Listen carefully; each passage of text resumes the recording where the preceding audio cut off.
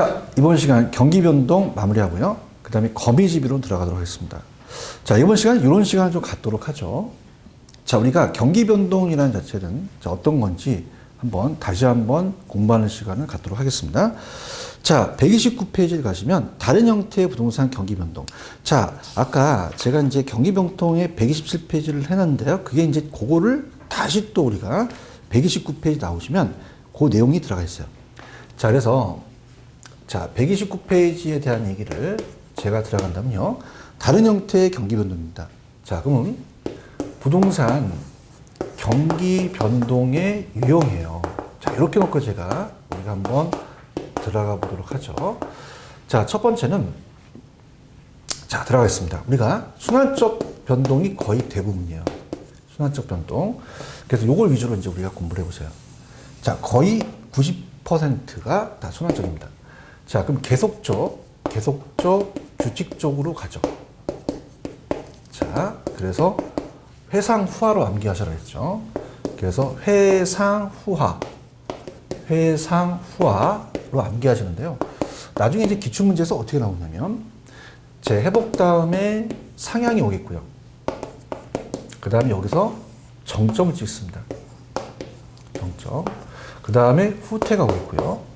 자, 후퇴 다음에 이제 하향이 오죠. 자, 다시 하향이 오면서 회복으로 순환한다는 얘기예요. 그러면서 우리가 저점을 찍겠죠. 정점, 저점이 나오면 순환입니다. 자, 그래서 5월 달에 정점을 찍고, 자, 후퇴하기 시작하다. 이건 우리가 순환을 찍으셔야 돼요. 그런데, 자, 다른 형태가 있죠. 계절적이라는 게 얘와 비교해서 반대로 나왔었는데요. 계절적은 1년 단위로 옵니다. 1년 단위로. 자, 무슨 말이냐. 자, 우리가 봄과 가을은요, 반복을 하면서 가을에 우리가 이사를 많이 해요. 거래가 활발하고요. 근데 여름하고 겨울은 좀 뜸하죠. 자, 그러면서 우리가 방학 동안, 여름과 겨울 방학 동안 대학교에 원룸에 공시 생기는 거는 계절이고요. 특히 12월 달에 춥습니다. 자, 건축 허가량, 다른 달에 비해서 건축 허가량이 줄어들었다. 자, 이런 것들은 계절적으로 찍으셔야 되고요. 그 다음에 추세적 변동이라는 게 있어요. 장기적이라고 하는데요. 자, 우리가 이제 제목을 추세적으로 놓겠습니다. 추세적으로 계속적으로 가고 있다. 이건 지속적이라는 이야기가 들어갑니다. 보통 대학교 교과서에는 장기적은 우리가 50년에 대한 아주 길게 온다 그러죠. 그래서 우리가 신개발이나 재개발을 한다. 부동산은 오래 걸리는데 보통 요즘 트렌드가 지속적이라는 단어가 들어가요. 경제 성장으로 우리가 지속적으로 건축 허가량이 계속적으로 우리가 증가하고 있더라. 이렇게. 그 다음에 계절적과 또 볼게 무작위적입니다. 자, 무작위적은 굉장히 불규칙적이에요. 불규칙. 자, 이건 비주기적이다. 비주기적인 것은 예측이 어렵습니다. 예기치 못하죠. 자, 지금 여러분들이 공부하는 시기가 벌써 이제 뭐 겨울, 그 다음에 얘네 봄, 그 다음에 여름, 그 다음에 가을이 오죠. 우리 시험 보러 가야 돼요. 계절적으로 예측이 가능한데, 정부의 정책은 어떤 정책을 쓸지 모릅니다. 정부의 정책도 예측하기가 힘들다는 겁니다. 자, 그 다음에 뭐냐면, 자, 우리가 자연재해예요. 그럼 자연재해는 지진 같은 건 예측하기가 힘들잖아요. 그래서, 자, 지진이 나기를 원하는 사람이 건축활동하는 사람들입니다. 자, 그래서 자기가 지진이 너무 나면 자기도 죽으니까 조금만 지진이 나면 재건축을 할 거죠. 그럼 건축에 대한 주식을 사게 되면 우리가 부자가 되는 거예요. 근데 예측하기 힘들기 때문에 간다는 거죠. 그래서 우리가 순계추무 따서 4가지가 있는데요. 자, 계절적이라는 것은 봄, 가을에 이살철에 집값이 또 변한다는 거. 자, 이렇게 해서 보고요. 장기적은 추세적입니다. 경제성장을 건축원에 지속적으로 증가하고 있다. 무작위적은 비주기적이에요. 자, 그래서 홍수, 지진, 혁명 예기치 못한 비주기다. 순환적이라는 자체는 나중에 제가 기출문제 보면서 보도록 하죠. 자, 그렇게 정리하시면 될 것 같고요. 자, 그 다음에 이제 거미집입니다. 자, 거미집이 우리가 출제가 계속 거미집에 대한 모형이 나왔었거든요. 그래서 자, 지금 여러분들이 미리 말씀을 드리면 어떤 게 계속 출제가 되냐면요. 여러분들이 이제 교재를 보시면 133페이지 나와 있는 거미집 가정에 따른 문제가 계속 출제가 되고 있어요. 수렴형, 발산형, 순환형이라는 게 나오기 때문에 자, 거미집 이론에 대한 이론 속도 우리가 들어가도록 하겠습니다. 자, 거미집 이론이에요. 거미집 이론. 거미집 모형을 갑니다. 자, 그래서 우리가 거미집 이론이다. 자, 에치켈이라는 학자가 얘기합니다. 자, 에치켈은 자, 미국 1900년 초반에 미국 농업 경제학자입니다.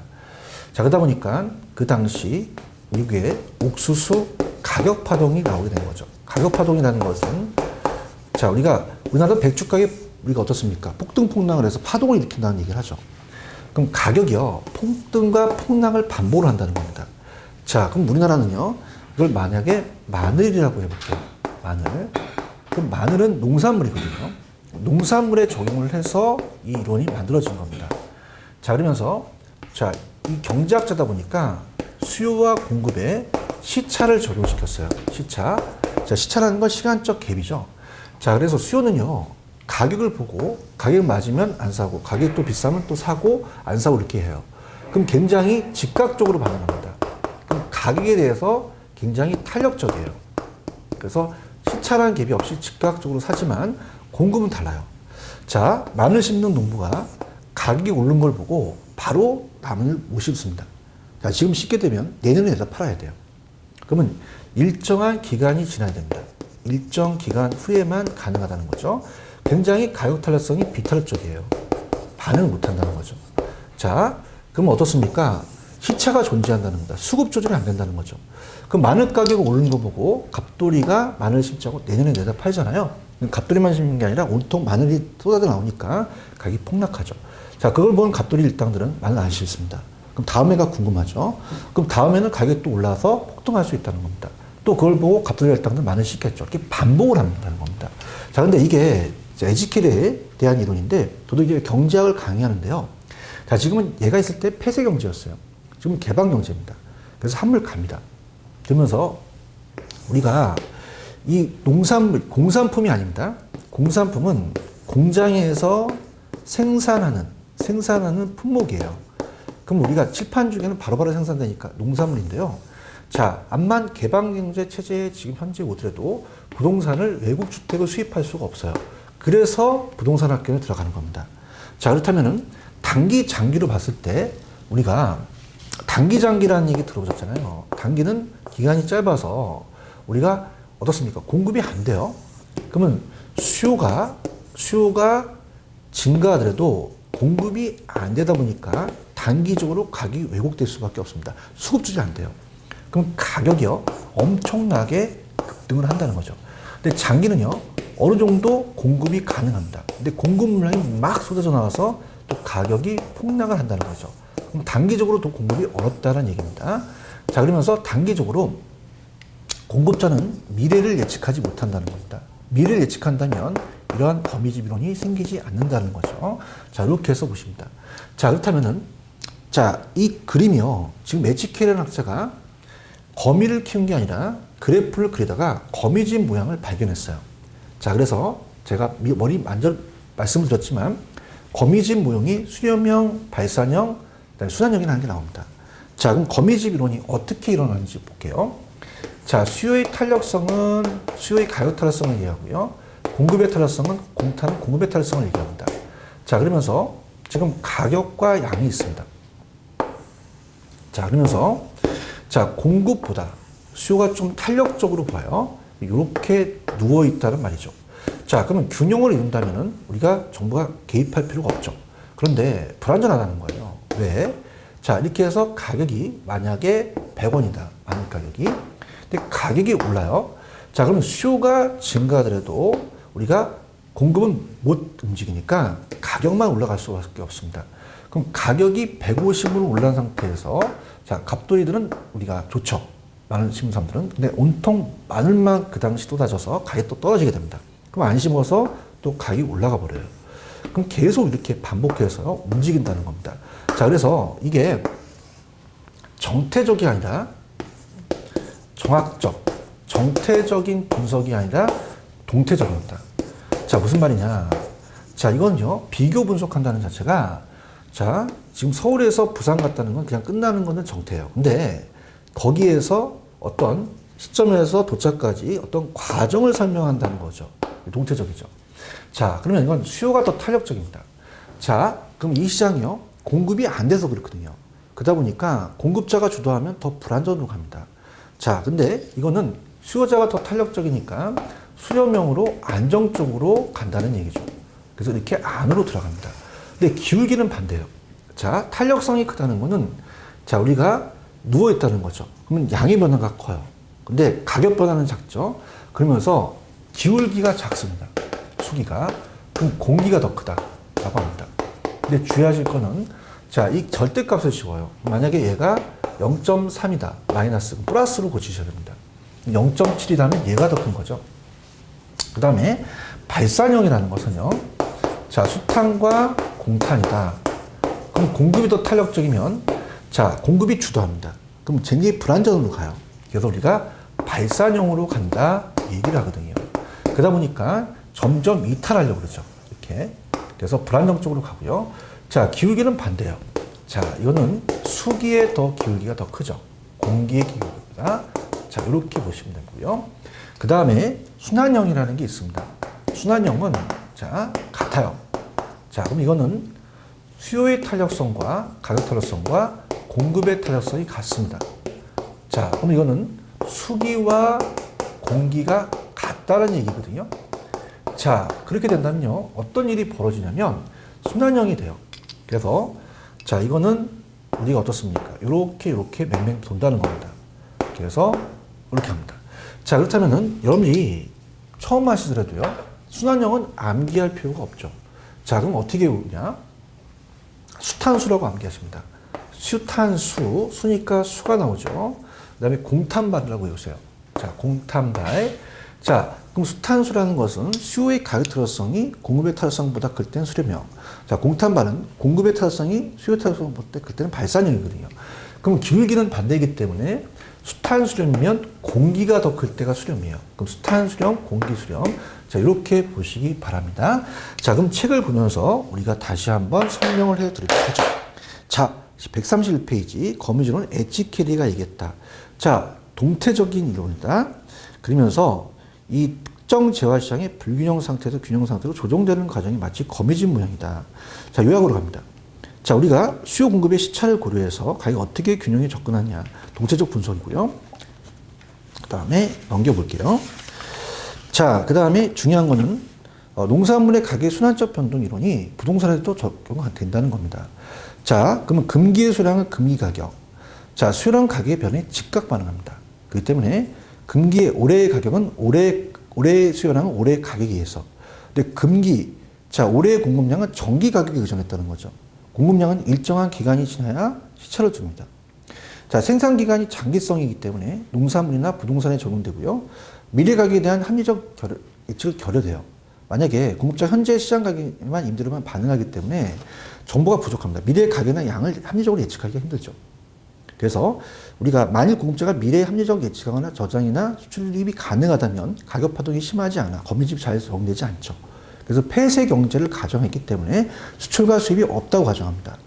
자, 당의 생산량은 당에 모두 판매해야 된다는 과정이죠. 저장하기가 어려워요. 자, 그래서 우리가 이 농산물 같은 야채 가게 파는 아저씨가 우리가 어떻습니까? 아파트 단지에서 만약에 8시, 9시 되면 떨이를 하죠. 왜냐하면 내일 지나가면 이게 저장이 좀 어렵거든요. 자, 부동산도요. 미분양을 특별 분양으로 판매해요. 자, 어때요? 자, 이게 계속적으로 지나게 되면 관리비가 많이 들어가거든요. 그래서 우리가 똑같은 경우다. 생산 기간이 장기인 이 요한은 농산물이나 건설업에 적용되더라. 자, 그럼 오른쪽 세 가지를 봅니다. 자, 안전형은 수렴형입니다. 수탄수, 수요의 가격 탄력성이 공급의 탄력성보다 클 때는 안전형, 수렴형, 공기가 큽니다. 자, 불안정은 발산형입니다. 자, 이거는 자, 공급의 탄력성이 가격 탄력성이 수요 탄력성보다 크고 수기가 공기보다 기울기가 큽니다. 순환형은 같죠. 그 다음에 부동산 경기와 연결이 되는 게 자, 거미집 이론도 거미집은 현재 수요 결정은 현재 가격에, 미래 수요 결정은 미래 가격에 결정됩니다. 그 미래 공급 결정은 현재 가격에만 의존한다는 거죠. 자, 그러면 부동산에도 접목이 된다는 얘기입니다. 자, 들어보세요. 갑니다. 아까 마늘 심는 농부가 가격이 오르는 걸 바로 심지 못합니다. 그러다 보니까 특히 단기는 어렵죠. 단기는 수요만 증가해서 단기 가격이 왜곡됩니다. 그러면 가격이 폭등을 합니다. 그러면 다음 해가 궁금하니까 이제 폭락을 해서 어떻습니까? 이제 모든 다 마늘이 쏟아져 나오는 거죠. 그러면 우리 부동산도 착공해서 완공까지 오래 걸리기 때문에 착공을 하기 전에 예측해서 지금 가격이 오르는 상태에서 건설사들이 우리가 어떻습니까? 택지 분양 실적을 넓히면서 우리가 점점 준비를 하는 거죠. 근데 막상 나중에 출하게 되면 모든 공급 물량이 쏟아져 나와서 미분양이 속출된다는 겁니다. 자, 그래서 부동산 시장도 이런 현상이 발생한다는 거죠. 자, 수요와 공급이 시차가 발생하기 때문이죠. 그래서 수요 초과와 공급 초과를 반복해서 단기적으로는 가격이 급등하게 되면 건물의 착공이 증가하게 되는데, 자, 어떻습니까? 공급 물량이 막상 시장에 출하하게 되면 오히려 공급 초과돼서 침체 국면에 접어든다는 거죠. 그래서 단기적이 완성되지는 못합니다. 단기적은 공급을 완성하게 되면 수급 조절이 되는데 그냥 가격이 급등하게 되면 건물의 착공량을 증가시킨 거죠. 그럼 농산물도 우리가 바로 심으면 안 나오듯이 기간이 길어서 그렇죠. 만약에 막상 출하가 되면 공급 초과돼서 미분양이 촉진된다는 거. 그 다음에 자, 거미집이론이요. 자, 우리가 주거용하고 상고업용 중에서는 자, 지금 우리가 공급이 더 비탄력적일 때가 적용이 돼요. 그렇다면은 어떻습니까? 자체적으로 주거용 동그라미, 상고업용 동그라미. 자, 앞쪽에서 주거용이 더 탄력적이었어요. 이동하기가 쉽습니다. 그래서 공급이 잘 됩니다. 그런데 자, 상고업용은 용도 전환이 어려워요. 자, 여기가 지금 학원이라면 여기를 상급사업지로 바뀌기 어렵잖아요. 그럼 좀 더 자, 저기 어려운 상고업용에 더 적용이 되더라. 그래서 우리가 거미집이로는 수요 곡선의 기울기와 공곡선의 기울기에 따라서 가격 변동 모양이 달라진다. 그럼 주거용보다 상고업용이 더 적용이 잘 된다는 겁니다. 자, 왜냐하면 이런 현상은 생필품적인 성격을 띠는 주거용 부동산보다는 대규모 임대공간을 동시에 창출한 상고업용의 부동산에 더 빈번하게 나타난다는 거죠. 자, 그럼 어떻습니까? 자, 우리가 이 상고업용이 우리가 대규모 임대공간을 동시에 창출하는 상고업용은 거미집이 더 발생해서 진폭이 크다는 얘기죠. 그죠? 그래서 이렇게 우리가 더 변동폭이 더 크다는 얘기죠. 그래서 우리가 더 폭등폭락을 더 하더라. 자, 이렇게 정리해 주시면 됩니다. 자, 그렇다면은, 자, 우리가 그 자체적으로 그 문제를 한번 우리가 풀어보도록 하죠. 자, 그렇다면 거미집이로는 딱 제가 탄력성하고 기울기만 제가 풀어드리도록 하죠. 자, 그 135페이지 4번이 가장 기초적입니다. 자, 들어갑니다. 자, 4번에 보시면은, 자, 가볼게요. 다음 제시된 조건 하에서 수요 증가하면 거미집 이론에서 A, B에 대한 모듈 형태는, 자, 지금 4번에 보시면요. 자, A 부동산은 수요 탄력성이 1.1이고 공급이 0.9예요. 그럼 당연히 수료명이 되겠죠. 자, 그래서 수료명이 되고요. 1번이 정답입니다. 자, 두 번째는 B 부동산입니다. 자, B 부동산은 수요 탄력성이 0.9고요. 그 다음에 여기가 1.3이다. 그럼 공급의 탄력성이 크니까 발상이 된다. 이렇게 우리가 문제를 풀면은 훨씬 더 낫죠. 자, 그렇게 보시고요. 그 다음에 나머지는 조금 어렵지만은 우리가 함수 관계는 제가 나중에 문제집에서 풀어드리고요. 137페이지로 가도록 하죠. 9번 문제입니다. 기울기죠. 자, 기울기는 제가 반대로 올리겠습니다. 9번 문제입니다. 자, 그래서 137페이지로 갈게요. 9번입니다. 자, 그러면 기울기를 냈는데요. A 부동산의 기울기를 냈습니다. 자, 그럼 수요 곡선의 기울기가 마이너스 0.4면 플러스로 고치셔야 됩니다. 그 다음에 얘가 0.7이다. 공기가 크죠. 자, 그럼 이거는 수렴형이 됩니다. 자, B는 굉장히 쉽게 냈죠. 자, 이거는 순환형입니다.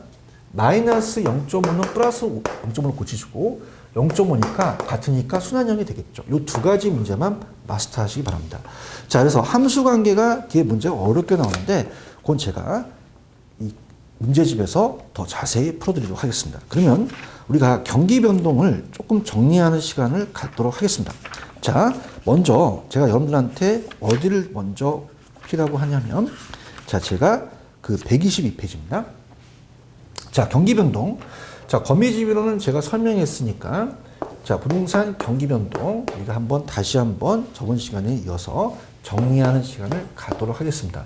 자, 부동산 경기 변동의 특징입니다. 특징은 자, 이렇게 볼게요. 일반 경기 변동과 다르죠. 자, 그래서 주기가 길고 진폭이 크다는 게 중요합니다. 진폭이 크다는 건 정점이 높고 저점이 낮죠. 그래서 진폭이 크다는 게 잘 나오고요. 자, 그 다음에 어떻습니까? 타선 기간이 길어요. 주기의 순환 국면이 분명하거나 일정하지 않습니다. 그 다음에 그 유형이 개별적, 지역적 현상이 굉장히 강하죠. 유형에 따라서. 그래서 우리가 당연히 지역마다 우리가 경기가 다르고 개별적으로 어떻습니까? 뭐 주거용과 상고업용이 다를 수도 있죠. 그 다음에 회복은 자 느리고 후퇴는 빠르다 이렇게 보시면 되고요. 그 다음에 부분별로 본다면 일반적으로 부동산 경기는 후순환 쪽이에요. 자 근데 주거용과 일반 경기는 역순환이고요. 상고업용은 일치합니다. 그러면서 전순환 쪽이 우리가 어때요? 여기는 바로 주식 경기가 된다. 이렇게 해서 보시고요. 자, 회복 시장 갑니다. 회복은 올라가잖아요. 그럼 과거의 사례가격은 기준 가격이 되거나 하한선이 된다. 그래서 전국적, 강력적 일시에 회복되는 것이 아니라 개별적, 지역적으로 회복된다. 자, 3번 어때요? 125페이지. 자, 금리는요. 회복이 되면서 우리가 돈을 빌리기 쉽기 때문에 금리가 좀 낮아요. 그 다음에 저점을 찍고 회복에 돌게 되면 거래가 활기를 띠기 시작하고 저점에서 놓쳤다면 여기가 투기가 고개를 또 들기 시작하고요. 그 다음에 매수에서 매도인으로 바뀌고요. 그 다음에 어떻습니까? 5번에 가시면 공과 공실률은 좀 감소하겠죠. 자, 상향시장 갑니다. 상향시장은 2번 과거의 사례 가격은 상향시장 새로운 거래의 하한선이 되겠고요. 매도인 중심입니다. 지역에 관계없이 모든 거래가 활발합니다. 지가 상승이 계속되고 그다음에 후퇴할 가능성을 내포한다는 거죠. 자, 그렇게 보시고요. 그다음에 하향의 반대고 확장 시장이고 매도자 시장입니다. 그러다 보니까 매도인은 거래를 미루려고 하고요. 매수는 땡기려고 하죠. 그다음에 후퇴할 가능성을 내포한다. 자, 후퇴 시장입니다. 후퇴 시장은 자, 손을 이렇게 해서 내립니다. 그러면 과거의 사례 가격은 새로운 거래에 우리가 기준이 되거나 예전은 기준가가 될 수 있거든요. 기준. 그래서 기준가가 되거나 상한선이 된다. 그 다음에 매도에서 매수로 바뀐다. 거래가 한산하고요. 가격 상승이 준다. 반전해서 경기가 후퇴하기 시작하죠. 그 다음에 또 공실도 증가할 수도 있고요. 자, 그 다음에 돈 빌리기가 어려우니까 금리가 높고 여자가 부족하면 공가가 높아집니다. 하향시장 갑니다. 자, 하향시장은 자, 쭉 내려가니까 4번 과거의 사례 가격은 새로운 거래의 현재 시점의 상한가가 되고요. 자, 매수인 중심이 되고요. 그 다음에 건축 허가 시적 건수는 굉장히 저하되고요. 자, 그 다음에 이런 거에 제가 잠깐 우리가 후퇴 시장 다음에 가격이 하락하고 거래 거의 일어나지 않으며 자, 돈 빌리기가 어려워요. 금리가 높고요. 부동산 소유하는 것이 하나의 부담이 됩니다. 그 다음에 일반 경기와 병행하는 경우에 건축 활동이 둔화되고 공가를 공실도 증가할 수도 있고요. 그 다음에 코아 주택은 더 타격을 받습니다. 자, 불효불급이라는 건 필요하지도 않고 급하지도 않은 부동산은 더 큰 타격을 받겠죠. 그래서 그렇게 해서 우리가 보시면 되고요. 자, 후퇴 시장의 기간이 좀 짧으면서 가을 연기를 경험해 본 곳일수록 그 경기 훨씬 깊은 불황을 빠지게 됩니다. 그 다음에 안정시장이죠. 안정시장은 순환 국면은 아니에요. 그래서 역세권의 소형 아파트나 그 다음에 여러분 우리가 경기가 안 좋더라도 지금 명동이나 강남 가면 사람들이 바글바글하죠. 그래서 위치가 좋은 도심 부동산, 자, 소규모 역세권의 주택 같은 거는 불황이 강해서 잘 안 떨어집니다. 안정적이고 또 올라갈 때는 가벼운 상승을 한다. 자, 호황이 좀 약세를 보일 수도 있어요. 자, 안정시장은요. 자, 보세요. 1년 전에 우리가 과거의 사례 가격이 어떻습니까? 만약에 역세권이 2억이면 지금도 2억이에요. 평가사는 상한선, 하한선을 볼 필요가 없죠. 가장 신뢰할 수 있는 새로운 기준 가격이 될 수 있다. 이렇게 보시고요. 그 다음에 부동산 시장에서만 나타나는 국면입니다. 그래서 순환 국면이 아니에요. 그래서 예전에 우리가 회상 후 하향 다음에 안정시장이 온다면 안 됩니다. 경기순환에 의한 분류가 아니죠. 그렇지만 경기와 전혀 무관하지 않습니다. 가벼운 상승을 하기 때문에 올라가죠. 자, 그 다음에 부동산 고유한 국면이고 계속적으로 부동산 가격이 안정되거나 가벼운 상승을 동반한 것이다. 그래서 이렇게 해서 우리가 보시면 됩니다. 자, 경기 측정 지표는 자, 우리가 박스로 정리해 볼게요. 128페이지. 자, 공급 지표는 건축량, 허가, 착공, 완공량. 완공량이 가장 정확하지만 우리가 나중에 수행하는 것보다 동행 지표로서 현재 측정하는 것이 또 빈번하게 사용되기도 합니다. 그 다음에 수요 지표는 거래량, 보조 지표는 가격인데요. 가격이 상승한다고 해서 경기가 호황이라고 할 수는 없어요. 그래서 보조 지표 사용해요. 투기가 발생하거나 건축비 상승, 스태그플레이션이 뭡니까? 불황 속의 물가 상승일 때 자, 경기가 안 좋은데 건축비만 상승해서 가격이 올랐다고 해서 경기가 좋은 것만은 아니죠. 자, 택지 분양 실적도 많아야 되고요. 공가율도 낮아야 되고 임료 수준은 높아야 되고 주택금융은 돈을 빌릴 수 있는 것이 좋아야 됩니다. 그래서 단순 지표가 아니라 종합적인 지표가 중요할 것이다. 자, 선행은 미리 예측하는 거예요. 그래서 허가량이라든지 택지 분양 신청도 지금 많을 예정이고요. 택지 조성량, 공실 공가, 건축 자재 수요 동량, 건설 인력 수요도 마찬가지입니다. 동행은 지금 현재를 측정하는 건축 착공량과 거래량이 가장 유용하고요. 후행 지표는 나중에 확인하는 완공량이다. 이렇게 보시기 바랍니다. 자, 다른 형태의 경기 변동은 지금 시간 살펴봤죠. 저번 시간에 했던 걸 다시 한번 정리해 봤습니다. 자, 이렇게까지 경기 변동까지 경제론을 마치고요. 다음 시간에는 시장론으로 들어가도록 하겠습니다. 여러분들 지금까지 수고하셨습니다. 감사합니다.